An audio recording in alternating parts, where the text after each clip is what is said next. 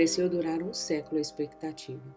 Cada uma das mulheres dava a impressão de estar esperando pelas outras para decidir. Finalmente, Cira manifestou-se, dizendo friamente: temos eunucos de sobra, mas poucos incompetentes guardadores de camelos. Ainda não fui visitar minha mãe que se acha doente, porque não confio em nenhum de nossos escravos para conduzir meu camelo. Pergunte a esse outro se ele sabe conduzir camelos. Meu amo então me perguntou se eu sabia lidar com camelos. Empenhando-me por ocultar a ansiedade, respondi: posso fazê-los ajoelhar, posso pôr-lhe as cargas, posso levá-los por longas viagens sem se cansarem. Se for necessário, posso consertar os arreios. O escravo sabe mais do que necessário, observou meu amo. Se for seu desejo, Cira, use este homem como seu guardador de camelos. Assim, fiquei sob as ordens diretas de Cira e naquele dia conduzi seu camelo por uma longa viagem de visita à sua mãe doente. Tive a oportunidade de pedir-lhe que intercedesse por mim junto ao meu amo e contei-lhe que não era um escravo de nascença, mas filho de um homem livre, um honrado fazedor de sandálias de Babilônia. Contei-lhe muitas coisas a respeito de minha própria vida. Seus comentários me deixaram desconcertado e refleti muito sobre o que ela me disse. Como pode chamar a si mesmo um homem livre quando sua própria fraqueza o trouxe à condição em que se acha? Se um homem tem dentro de si a alma de um escravo, não é exatamente nisso que se transforma? Não obstante seu nascimento, assim como a água procura o seu nível? Se um homem tem dentro dele a alma de um cidadão livre, não se tornará respeitado e honrado em sua própria cidade a despeito de seu infortúnio? Por mais de um ano fui um escravo, e vivi com escravos, mas não podia tornar-me um deles. Um dia Cira me perguntou: por que fica sozinho em sua tenda, quando os demais escravos aproveitam a folga, divertindo-se um com os outros? Estou refletindo sobre o que a senhora me diz. Não acredito que tenha a alma de um escravo. Não posso juntar-me a ele, portanto devo me manter à parte. Eu também me mantenho à parte, confidenciou ela. Meu dote era valioso e meu senhor casou-se comigo por causa disso. Mas ele não me deseja.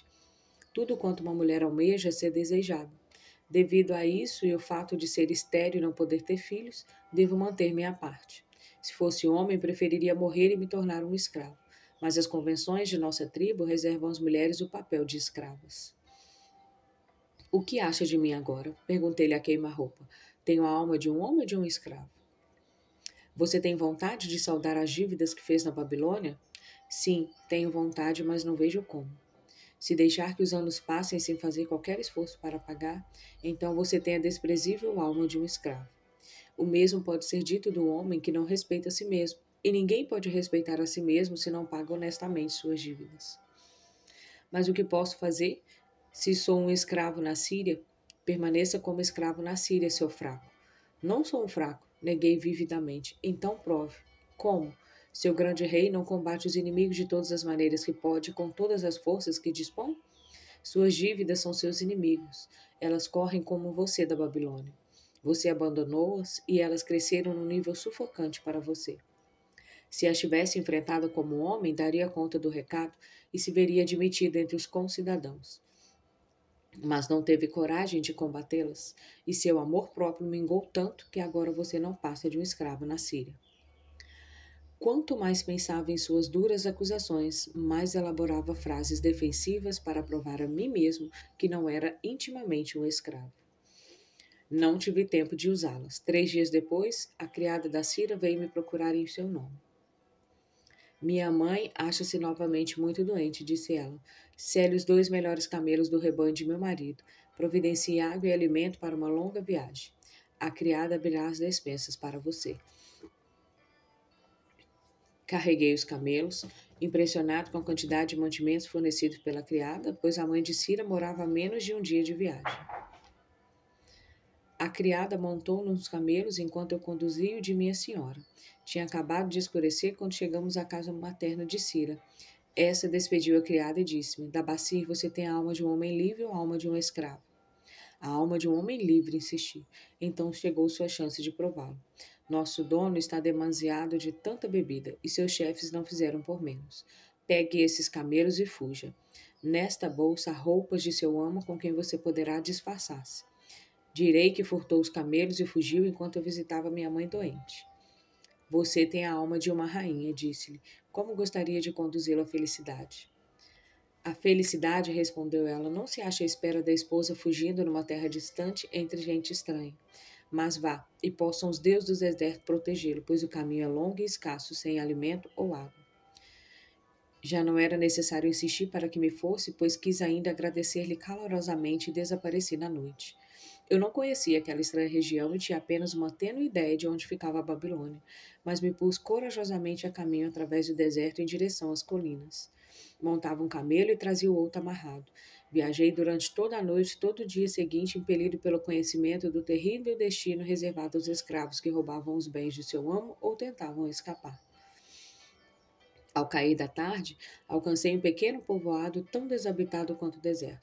Pedras afiadas feriam os pés de meus leais camelos, que logo começaram a andar com lentidão e sofrendo muito. Não encontrei pelo caminho nenhum homem ou animal, e pude compreender por que evitavam essa terra inóspita. Era uma dessas viagens de que poucos homens conseguem sair vivos para contar. Arrastávamos dia após dia, água e alimento esgostávamos. O calor e o sol era inclemente. No final do 9º dia, escorreguei do dorso de minha montaria com a sensação de que estava fraco demais para tornar a montar e de que certamente morreria, perdido nessa região desabitada. Estendi-me completamente no chão e dormi, só acordando com as primeiras luzes da manhã. Só ergui-me e olhei à volta. Havia um frescor no ar da manhã. Meus camelos espojavam-se no chão não muito longe dali. Em derredor, uma imensa região arruinada, coberta de pedras, areias e coisas duras. Nenhum sinal de água, nada de comer para homem ou camelo. Quem sabe não encontraria o meu fim nessa quietude extrema. Minha mente nunca estivera tão aguçada. Naquele momento, meu corpo não parecia ter qualquer importância.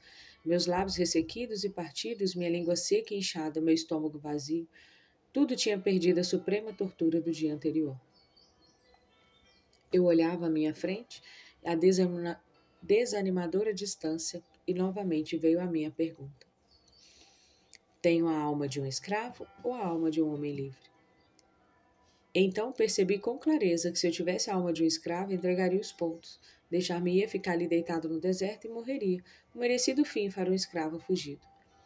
Mas se eu tivesse a alma de um homem livre, certamente faria tudo para voltar à Babilônia. Pagar aqueles que tinham confiado em mim, traria felicidade à minha esposa, que realmente me amava, e paz de espírito aos meus familiares. Suas dívidas são seus inimigos que o puseram para correr da Babilônia. Tinha dito senhora Cira. Sim, é isso mesmo. Por que me recusaram a ficar em meu chão como homem? Por que permitiram que a minha esposa voltasse para a casa do pai? Então, aconteceu uma coisa estranha.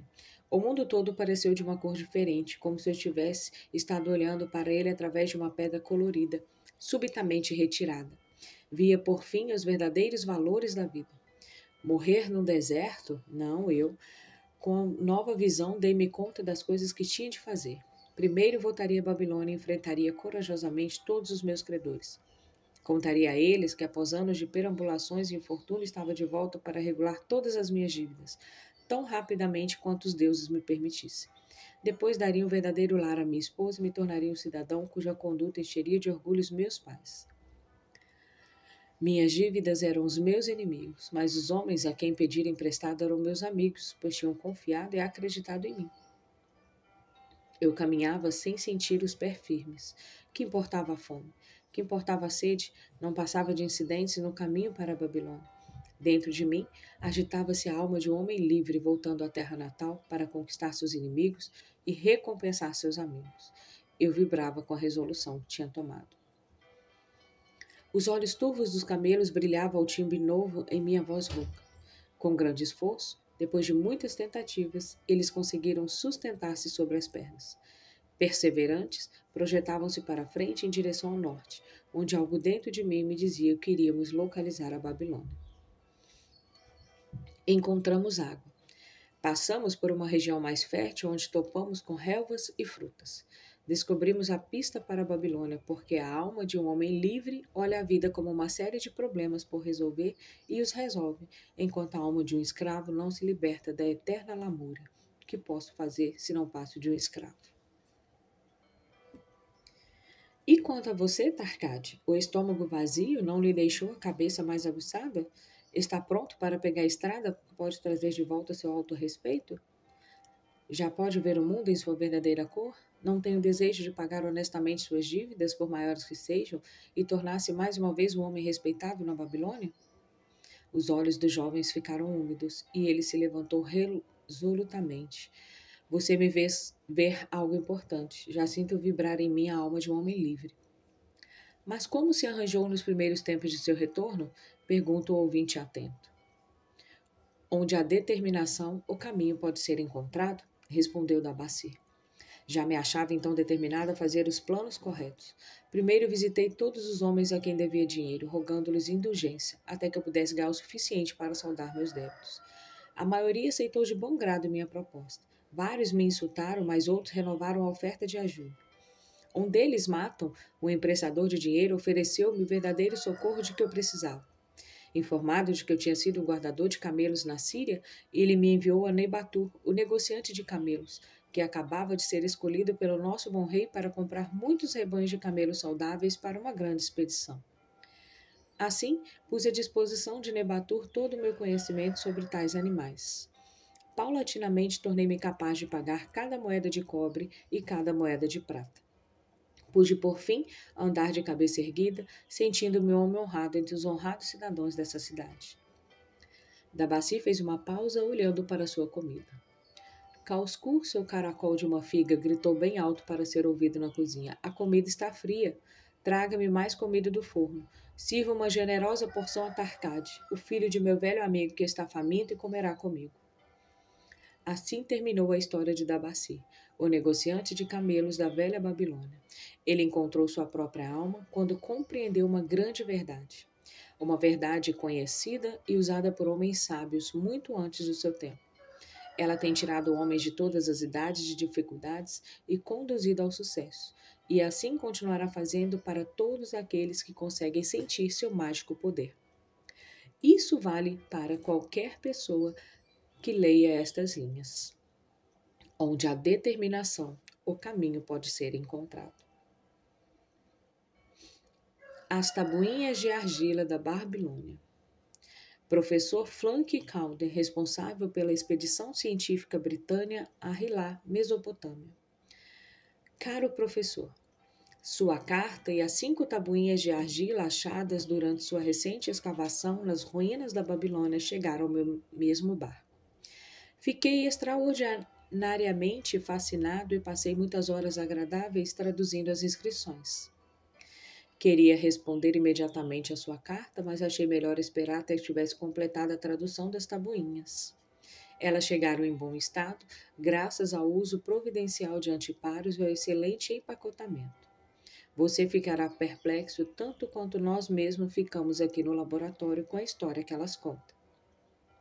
Em geral, esperamos que o impreciso e distante passado fale de romance e aventura, coisas como as 1001 noites, você sabe. Quando, em vez disso, esse mesmo passado revela os problemas enfrentados por um homem chamado Dabacir para salvar suas dívidas.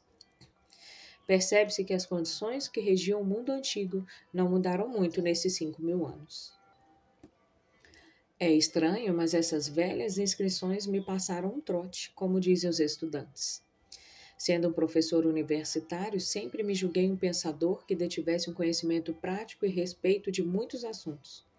E então me aparece esse velho sujeito, saído dos mundos soterrados da Babilônia, oferecendo uma maneira de que nunca ouvi falar de resolver o problema de minhas dívidas e ao mesmo tempo andar com moedas de ouro tilintando em meu bolso. Como seria agradável e interessante averiguar se tal sistema funcionaria tão bem nos dias de hoje quanto fez na antiga Babilônia. A senhorita Chesburg e eu estamos planejando testá-lo em nossos próprios negócios que poderão melhorar muito. Desejando-lhe toda a sorte do mundo em seu valioso empreendimento e aguardando impacientemente outra oportunidade de servir, despeço-me, com os sinceros cumprimentos de Alfred Chesburg, Departamento de Arqueologia. Tabuinha 1. Neste momento, em noite de lua cheia, eu, Dabaci, recém-fugido da escravidão na Síria, com a determinação de saldar dívidas que reconheço publicamente e fazer de mim mesmo um homem de posses respeitado em minha cidade natal da Babilônia, mando gravar sobre a argila um registro permanente de meus negócios para guiar-me e assistir na satisfação de meus altos desejos. Escorando-me nos conselhos de meu bom amigo Mato, emprestador de dinheiro, acho-me determinado a seguir um plano preciso que, segundo ele, pode tirar qualquer cidadão dos embaraços de uma situação de dívida para uma situação de posses e autorrespeito. Esse plano inclui 3 propósitos que espero e desejo realizar. Primeiro, o plano é a garantia da minha futura prosperidade. Por isso, 1/10 de tudo quanto eu ganhar será separado e guardado, pois Meton fala sabiamente quando diz: aquele que guarda em sua bolsa ouro e prata que não precisa gastar é bem para a família e leal para com seu rei. Aquele que não tem em sua bolsa senão algumas moedas de cobre é indiferente à família e indiferente ao seu rei. Mas o homem que não tem nada em sua bolsa é insensível à família e desleal com seu rei, pois seu próprio coração é amargo. Por isso, o homem que deseja atingir seus objetivos deve ter moedas tilintando em sua bolsa, sinal de que tem em seu coração amor pela família e lealdade para com o rei. Segundo, o plano deve permitir que eu sustente e vista minha boa esposa, que com toda a dignidade voltou para viver comigo. Pois Meton afirma que cuidar adequadamente de uma esposa leal confere autorrespeito ao coração de um homem e propicia força e determinação a seus propósitos. Por isso, 7/10 de tudo quanto eu ganhar serão usados em nossa casa, na aquisição de roupas e comidas, além de uma pequena parcela destinada aos prazeres e aos divertimentos. Mas é absolutamente necessário que não se gastem mais do que 7/10 nessas coisas. O sucesso do plano depende disso. Devo viver com essa parcela e nunca usar mais do que isso ou comprar mais do que esteja além desse limite. Tabuinha 2. Terceiro, o plano deve garantir que meus gastos tenham condição de saldar todas as minhas dívidas. Por isso, na ocasião da lua cheia, 2/10 de tudo que eu tiver ganhado serão divididos honrado e razoavelmente entre aqueles que confiaram em mim e a quem pedi emprestado. Assim, em seu devido tempo, todas as minhas dívidas estarão certamente liquidadas. Como um lembrete, mandei gravar nesta argila o nome de todos os cidadãos a quem pedi emprestado e a honesta soma de meus débitos. Faru, o tecelão, 2 moedas de prata, 6 de cobre.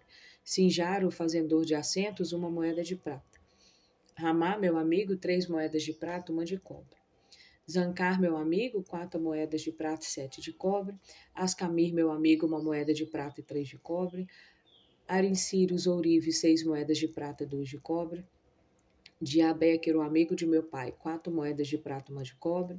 Alcarrade, meu senhorio, 14 moedas de prata. Mato, emprestador de dinheiro, 9 moedas de prata. Birejeque, o fazendeiro, 1 moeda de prata, 7 de cobre. A tabuinha está danificada a partir daqui. Não pôde ser decifrada. Tabuinha 3. Devo a esses credores um total de 119 moedas de prata e 141 moedas de cobre. Prezo tais compromissos e, não vendo como pagar em minha loucura, permiti que minha esposa voltasse para o pai, enquanto eu mesmo deixava minha cidade natal, somente para encontrar desgraça e ver-me degradantemente vendido como um escravo. Agora que Mato me mostra como posso saldar minhas dívidas a partir de pequenas somas tiradas de meus próprios ganhos, percebo com clareza a grande extensão da minha loucura a fugir das consequências provocadas por minhas extravagâncias. Por isso, visitei meus credores e expliquei que não tinha outros recursos para pagar-lhes senão minha capacidade para ganhar dinheiro, e que eu tencionava visitar 2/10 de tudo que ganhasse para a amortização das dívidas, honesta e periodicamente. Não poderia desembolsar mais do que isso. Se fossem pacientes, com o tempo todas as minhas obrigações estariam integralmente resolvidas. Amar, que eu julgava ser o meu melhor amigo, injurou-me amargamente e me retirei sentindo-me realmente humilhado. Birejique rogou-lhe que eu lhe pagasse primeiro, porque estava precisando de ajuda. Alcarrade, meu senhorio, revelou-me um sujeito desagradável e garantiu que me poria em maus lençóis se eu não resolvesse logo a situação com ele. Os demais tiveram boa vontade de aceitar minha proposta, por isso estava mais determinado como nunca a resolver tudo aquilo, convencido de que é mais fácil acertar as dívidas do que evitá-la. Ainda que não tivesse podido satisfazer integralmente as necessidades e os caprichos de alguns poucos credores, negociei imparcialmente com todos. Tabuinha 4. Outra lua cheia. Trabalhei arduamente com a cabeça em paz. Minha boa esposa tem me apoiado a intenção de pagar os meus credores. Devido à nossa sábia determinação, ganhei durante a última lua, comprando camelos de bom fôlego e boas pernas para Nebatur, a soma de 19 moedas de prata.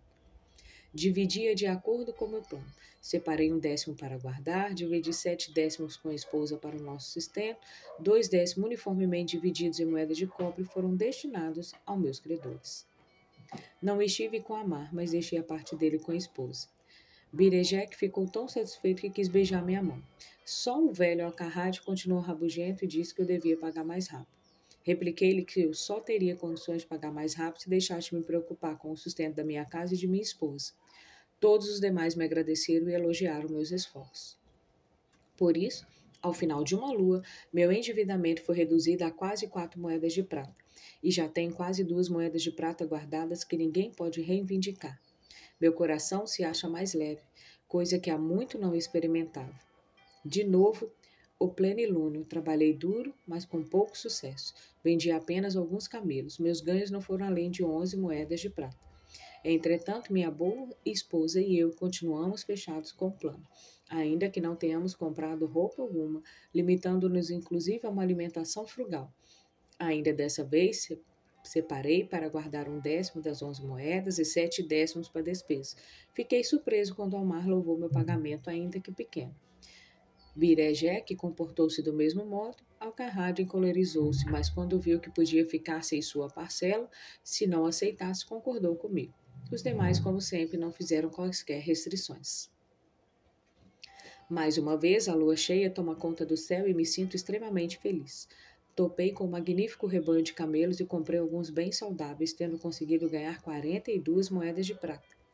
Esta lua, minha esposa e eu compramos sandálias e roupas de que estávamos bem necessitados. Além disso, fizemos boas ceias, acompanhadas inclusive de aves. Paguei os credores mais de 8 moedas de prata, desta vez nem Alcarrate protestou. Grande é o plano, pois ele tem nos tirado do endividamento e propicia-nos a possibilidade de ganhar o que nos pertence de direito. Já se passaram 3 luas cheias desde que fiz meu último entalhe na argila. Em cada uma delas paguei a mim mesmo 1/10 de tudo quanto consegui com o meu trabalho. E durante esse mesmo tempo, minha boa esposa e eu vivemos sempre com 7/10 adredes separados, ainda que às vezes isso estivesse mostrado mais difícil. E paguei regularmente os meus credores os 2/10 a eles destinados. Minhas economias somam agora 21 moedas de prata. Isso faz com que eu sinta a cabeça no lugar e me deixe orgulhoso por poder caminhar entre os meus amigos. Minha esposa cuida muito bem de nossa casa e se veste com decoro e elegância. Sinto-nos felizes por estarmos juntos. O plano é de um valor indizível, além de ter feito de um ex-escravo um honrado cidadão. Tabuinha 5. Veio de novo a lua cheia e percebo que já faz um bom tempo que comecei a entalhar a argila. Na verdade, 12 luas vieram e se foram, mas hoje especialmente não negligenciarei meu registro, pois acabo de pagar a última das minhas dívidas. Hoje é o dia em que minha boa esposa e meu agradecido ser comemoram com um grande banquete o fato de nossa determinação ter chegado a bom termo. Aconteceram tantas coisas em minha última visita aos credores que ainda me lembrarei disso por muito tempo. Ramar rogou-me que lhe perdoasse por suas palavras duras e disse que eu era, entre todos os demais, a pessoa que mais desejava para ser amigo. O velho Alcarrade não é assim tão mau. Apesar de tudo, pois me disse, antes você era um pedaço de argila mole, que todo mundo podia apertar e modelar, mas agora é uma peça de bronze capaz de enfrentar uma espada. Se em algum momento precisar de ouro ou de prata, procure-me. E ele não é o único que me tem em alta conta. Muitos outros dirigem-se a mim com respeito. Minha boa esposa fita-me com um brilho nos olhos que me leva a ter confiança em mim mesmo. Esse é o plano que me propiciou o sucesso. Ele me capacitou a pagar todas as minhas dívidas e consertar minha bolsa repleta de ouro e de prata. Recomendo-o a todos que desejem o êxito, pois se fez com que um ex-escravo tivesse condição de pagar suas dívidas, não ajudaria qualquer outro ser que buscasse a independência? E ainda continuo a utilizá-lo, pois estou convencido de que poderei estar entre os homens mais ricos do mundo.